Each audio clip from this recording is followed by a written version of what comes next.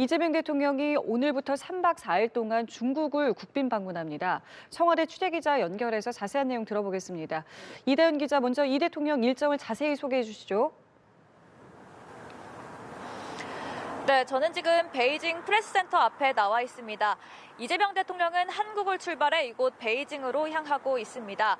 현지에서의 첫 번째 공식 일정은 동포들과의 만찬 간담회입니다. 이 대통령은 이 자리에서 정부 차원에서 재외국민에 대한 지원과 책임을 강화하겠다는 메시지를 낼 것으로 관측됩니다. 정상외교 일정은 내일부터 본격화됩니다. 이 대통령은 내일 시진핑 중국 국가주석과 정상회담할 예정입니다. 지난해 11월 에이펙 정상회의를 계기로 한 한중 정상회담 이후 약 2달 만의 만남입니다. 이번 회담은 이 대통령에게도 시 주석에게도 새해 들어 첫 국빈 정상외교라는 의미도 있습니다. 두 정상은 공식 환영식을 시작으로 정상회담과 MOU 서명식, 국빈 만찬 등의 일정을 진행할 계획입니다. 이번에 200명 규모의 경제사절단과 동행한 이 대통령은 경제 관련 일정들도 소화하는데요. 내일 오전 한중 비즈니스 포럼에 참석해 중국 경제계 인사들과 교류하고 오는 6일에는 중국의 경제사령탑인 리창 총리와 오찬을 함께합니다.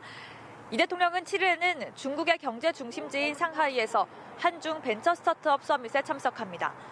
이어 상하이 대한민국 임시정부청사를 방문하는 등 우리 독립운동의 역사를 기념하는 것을 끝으로 이번 방중 일정을 마무리합니다. 네, 말씀해 주신 것처럼 이 대통령과 시진핑 국가주석의 만남에 관심이 쏠리고 있는데요. 구체적으로 어떤 논의가 오갈 것으로 예상이 됩니까? 네, 우선 한반도 평화와 비핵화 문제가 회담 의제로 오를 것으로 전망됩니다.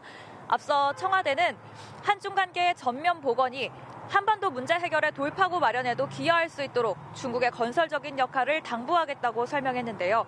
오는 4월 도널드 트럼프 미국 대통령의 방중이 전망되는 상황에서 북한과의 대화를 위한 중국 측의 적극적인 역할을 당부하려는 것으로 보입니다.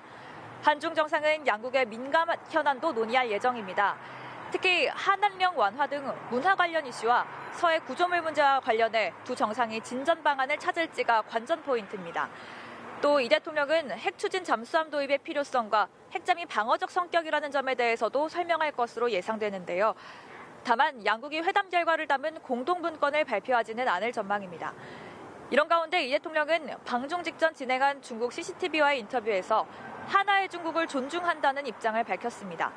중국의 유화적인 메시지를 통해 협상력을 높이기 위한 포석으로 풀이됩니다. 이 대통령은 같은 인터뷰에서 그간에 있었던 오해나 갈등적 요소를 최소화 또는 없애겠다는 등의 방중 목표를 제시했는데요. 국익 중심 실용 외교를 강조해온 이 대통령이 당초 목표대로 한중 관계의 도약을 이끌어낼 수 있을지 주목됩니다. 지금까지 베이징에서 전해드렸습니다.